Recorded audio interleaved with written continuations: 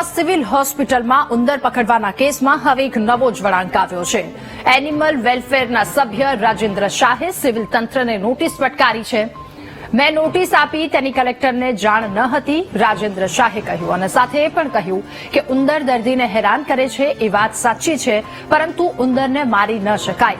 આઈપીસીની કલમ 428, 429 અને બીએનએસ કલમ 325 મુજબ પશુ પક્ષીની સામે હિંસા બને છે ગુનો બને છે, તેથી નોટિસ આપવામાં આવી હતી, રાજેન્દ્ર શાહે કહ્યું અને એ પણ કહ્યું કે ઉંદરોને અન્ય જગ્યાએ ખસેડવા જોઈએ કે નહીં, મારવા તેને ન જોઈએ। હું દર્દીઓ અને ઉંદરો બંને સાથે છું, પ્રાણીઓ સાથે હિંસા ન થવી જોઈએ, રાજેન્દ્ર શાહે કહ્યું।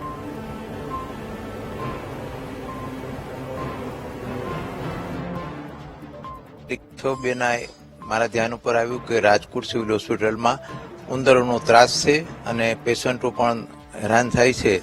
તેના કારણે સિવિલ હોસ્પિટલના અધિકારી પેસ્ટિસાઇડ વાળાને બોલાવી અને તેને મારવાનો વિચાર કરી રહ્યા હતા।